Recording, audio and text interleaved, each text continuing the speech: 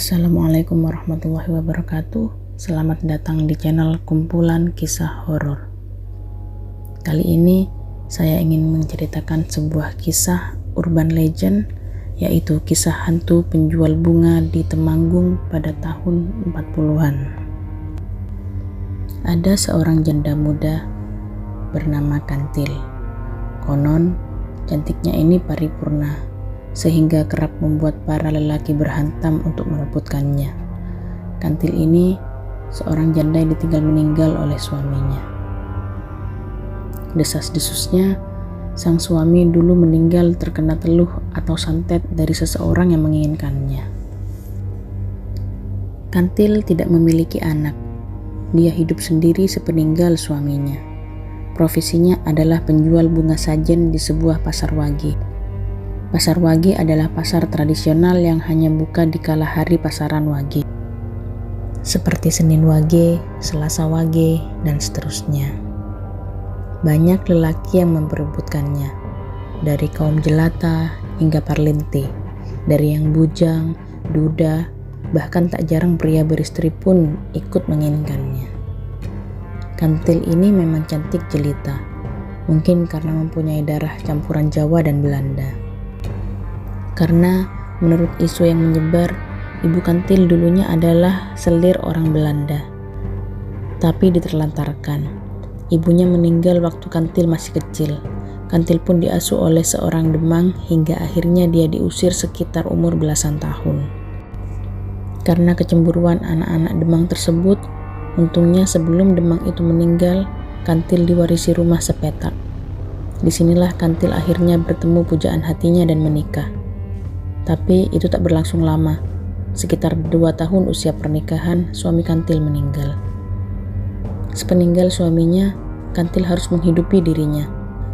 Dia menyambung hidupnya dengan berjualan bunga sajen, mawar, melati, kantil, pandan, kenanga, dan sejenisnya. Nama Kantil sebenarnya bukan nama aslinya. Itu hanya julukan saja. Diambil dari salah satu bunga yang dijualnya, yaitu bunga kantil.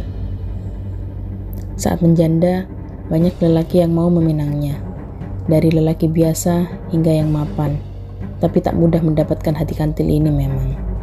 Bertahun-tahun dia menjanda, sampai akhirnya ada seorang pria yang berhasil mendapatkan hati Kantil. Para lelaki yang memujanya tentulah kecewa, tapi yang lebih mengecewakan lagi adalah laki-laki yang berhasil mendapatkan hati Kantil adalah pria beristri, sebut saja Sasongko. Pria Parubaya, dia adalah lurah bentukan Belanda. Tergolong orang yang punya pengaruh di daerah itu, tentu saja tak ada laki-laki yang berani beradu dengan Sasongko. Kantil seperti diperdaya dengan hartanya. Hanya diberi janji akan menikahinya setelah dia menceraikan istrinya. Namun, Kantil seperti mau-mau saja. Alhasil, kurang lebih 2-3 tahun, Kantil hanya menjadi selirnya Sasongko. Kurun waktu selama jadi selirnya, Kantil tak boleh lagi berjualan bunga. Semua kebutuhannya tercukupi. Dibuatkan rumah, perhiasan yang katanya lebih mewah dari istri sahnya Sasongko. Kantil tinggal di rumah joglo jati yang cukup megah kala itu. Mungkin seminggu 1 atau 2 kali Sasongko menengoknya. Tapi Kantil yang biasa mandiri tak betah kalau harus di rumah terus. Kantil pun berjualan bunga lagi setelah 2 atau 3 tahun mandek. Tapi kini Kantil tidak berjualan di lapak. Dia sedikit lebih naik, menjadi tengkulak, seperti grosir. Yang mana semua pedagang bunga di pasar Wage menjualkan bunga milik Kantil. Kerjanya pun hanya keliling-keliling dengan andong, lengkap dengan kursinya. Meski janji dari Sasongko belum juga terwujud, sepertinya Kantil tak begitu memikirkannya. Dia fokus ke usahanya. Hingga setidaknya kini Kantil menjadi orang sukses kala itu. Perlahan Kantil menjadi kaum borjuis, meski masih saja sebagai selir. Tapi di tahun itu sekitar 40-an, seiring dengan melejitnya karir Kantil, sedang gempar-gemparnya kecu. Kecu adalah rampok atau begal yang biasanya menyasar pejabat-pejabat atau orang-orang penting bentukan Belanda. Dan di suatu sore sepulang dia berkeliling, di perjalanan dia dengan delmannya, Kantil dirampok Entah kenapa kantil menjadi sasaran kecu yang jelas perampokan itu terjadi. Karena biasanya kecu menyasar rumah, bukan memberhentikan korban di jalan. Suatu pagi, ditemukanlah kantil dan kusirnya tertelungkup di pinggir parit jalan berbatu. Mereka sudah tak bernyawa, dan ngerinya lagi, kedua matanya, baik kantil ataupun kusirnya itu hilang, seperti dicongkel, sedangkan barang berharga yang diambilnya pun tidak semua. Terlihat giwang masih menempel di telinganya, tapi gelang yang berjajar di tangannya hilang. Delmannya juga masih ada, cuma kudanya mati ditebas lehernya. Perampokan ini tidak biasa. Yang menjadi tanda tanya, mengapa perampok itu harus mencongkel matanya? Desas-desusnya kala itu adalah kecu anyaran atau preman baru. Jadi konon untuk masuk ke dalam geng kecu itu syaratnya adalah harus mencongkel mata korbannya. Untuk dilihatkan kepada bosnya, kemudian sahlah dia menjadi kecu sejati. Kira-kira begitu desas-desusnya. Gegerlah satu wilayah saat itu. Kantil, si cantik jelita, meninggal dengan tragis. Yang lebih menyedihkannya lagi adalah Sasongko seperti lepas tangan. Perlahan dia mulai menampik isu kalau kantil adalah selirnya. Padahal waktu itu sudah menjadi rahasia umum kalau kantil adalah selirnya Sasongko. Tapi kebanyakan orang memang tak begitu menentangnya. Mereka tidak berani. Bahkan dalam setiap pidato-pidatonya, Sasongko selalu mengklarifikasi perihal skandal itu. Orang-orang sih tak percaya dengan omongan Sasongko ini. Padahal sudah menjadi rahasia umum. Cuma memang Sasongko ini tak tersentuh, tak berani ada yang melawannya. Seiring waktu berlalu, hantu kantil ini mulai meneror menjadi momok yang menghantui wilayah itu. Selama 40 hari, katanya setiap hari pasaran Wage, hantu kantil ini berkeliling di wilayah yang dulu biasanya dilewatinya, antara pasar Wage dan sekitarnya. Berkeliling dengan delmannya, bersama kusirnya yang juga tercongkel matanya. Konon, kemunculannya akan ditandai dulu dengan wangi bunga kantil yang sangat menyengat. Kemudian, lewatlah sang kantil dan kusirnya dengan delmannya, dan akan berhenti bila ada yang melihatnya, menoleh dengan mata tercongkel dan darah keluar dari lubang mata itu. Kesaksian pertama dialami oleh Mbah Gotro.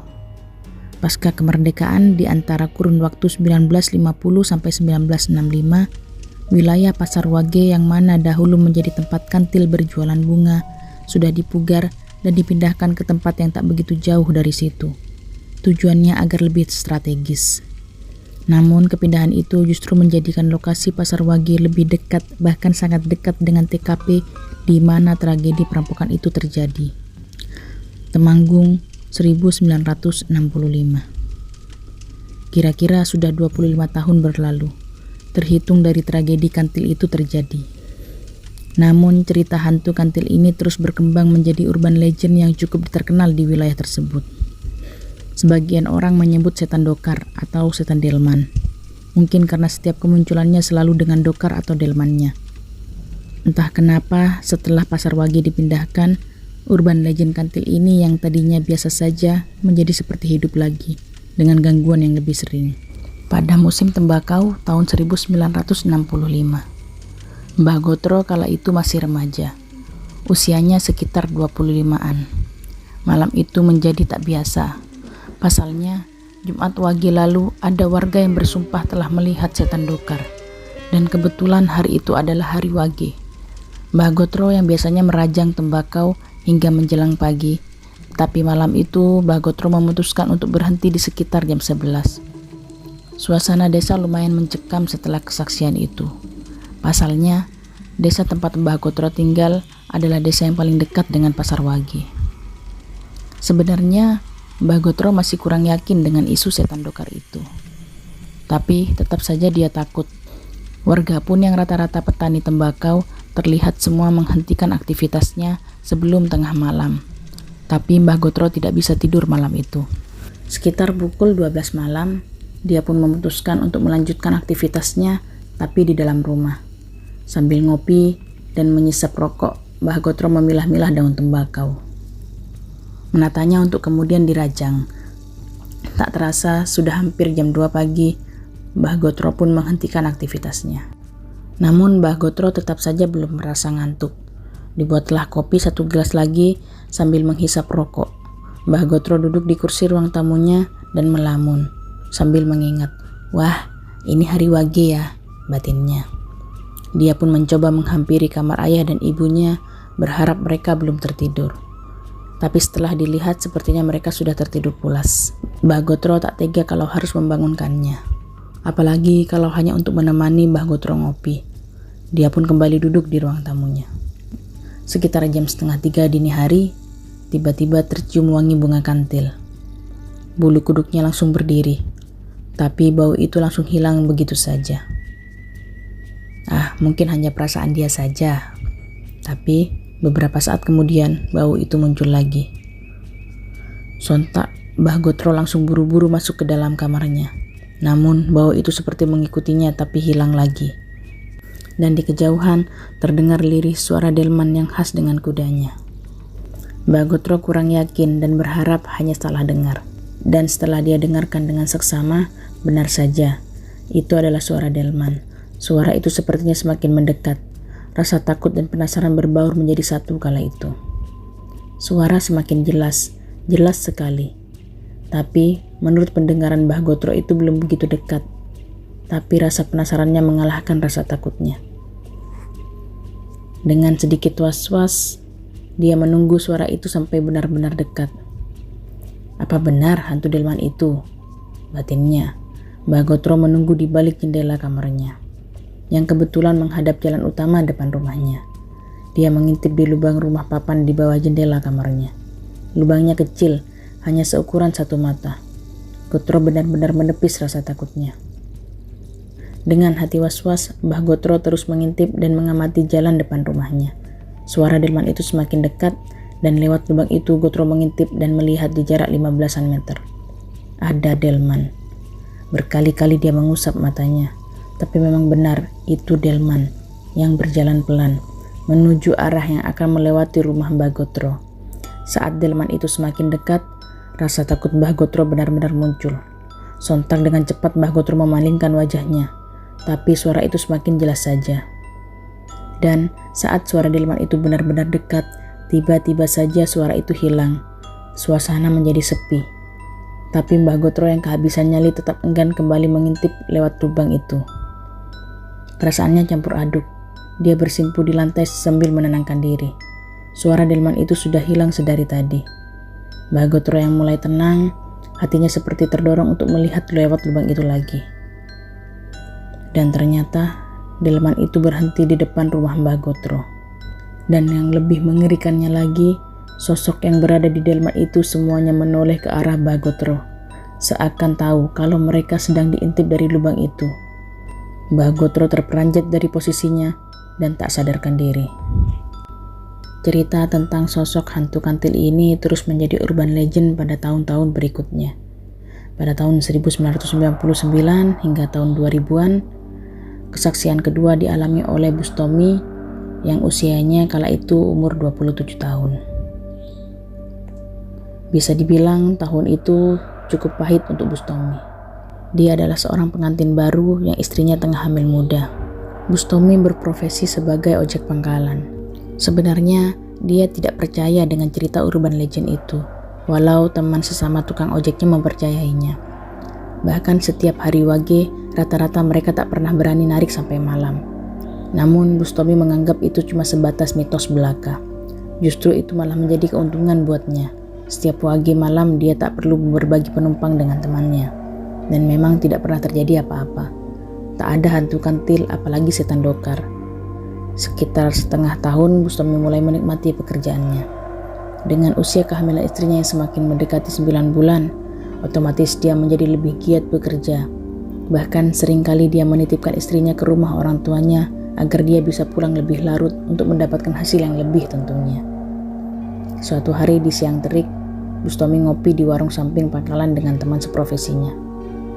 Terjadi percakapan yang sepertinya serius tentang Mamat, kawan sesama yang mengojek yang sudah tak kelihatan selama 2 bulan. Kalau kata orang sekampungnya sih habis dapat penumpang gaib. lalu kapok gak mau ngojek lagi. Bustomi mendengarnya spontan dan langsung tertawa. Kawan-kawan di situ langsung menatap sinis ke Bustomi. Ibu-ibu pemilik warung nyeletuk. "Mas Bustomi, jangan seperti itu. Dapat penumpang setan kapok kamu," katanya. Dengan nada bercanda Bustomi menjawab, "Halah, aku gak percaya bu. Lagian kalau itu setan juga gak apa-apa. Toh juga ngasih duit kok," sambil tertawa. Kalau dari segi umur, memang Bustomi lah yang paling muda. Selisihnya mungkin 10-20 tahun dari teman-teman seprofesinya. Jadi memang Bustomi tidak bisa terlalu dekat, karena mungkin memang obrolannya sering tidak satu frekuensi. Tadinya sih ada satu orang yang seumuran. Mamat itu kabarnya berhenti ngojek gara-gara mendapat penumpang gaib. Mamat juga yang dulu kadang sering sama Bustomi narik sampai malam, walau di hari wage. Bustomi ini tidak religius, jadi cuma seperti orang berpikiran maju saja. Tidak ada pondasi untuk melegitimasi keberaniannya. Cuma sebatas berani atau nekat saja. Modalnya cuma tidak percaya dengan hal-hal seperti itu.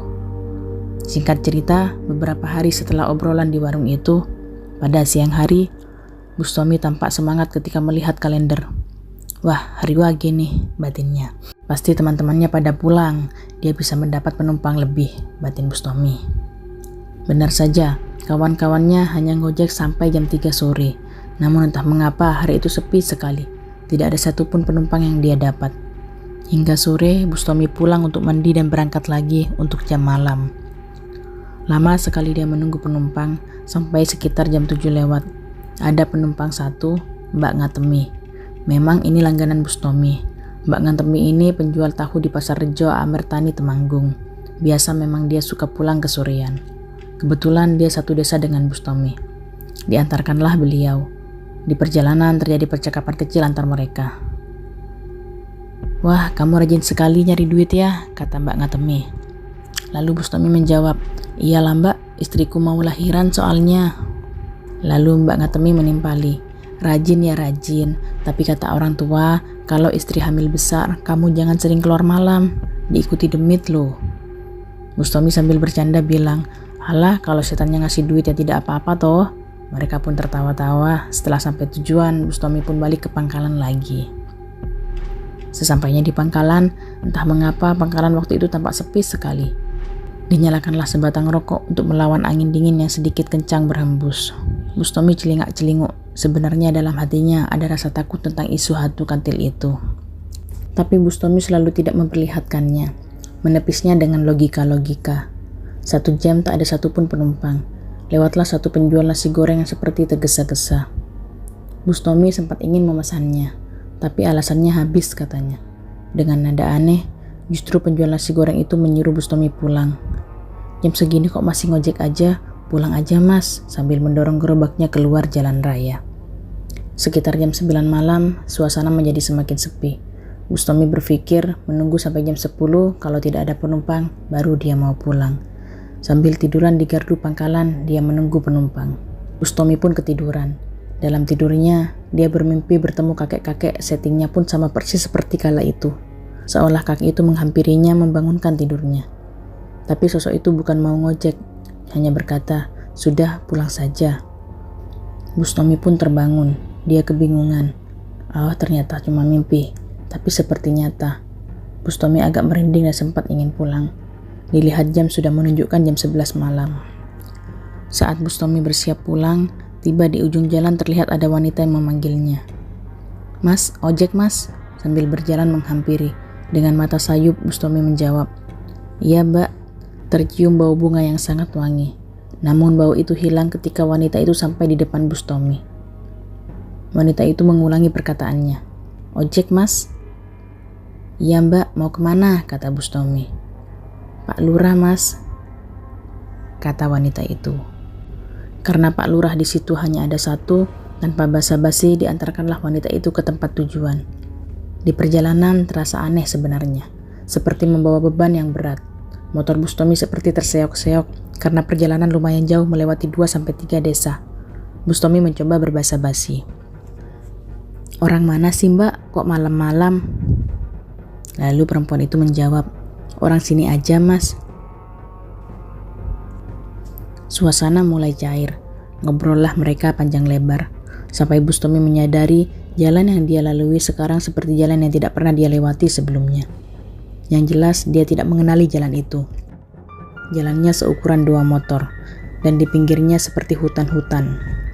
Perasaan Bustomi mulai tidak enak. Dia mencoba bertanya kepada wanita itu.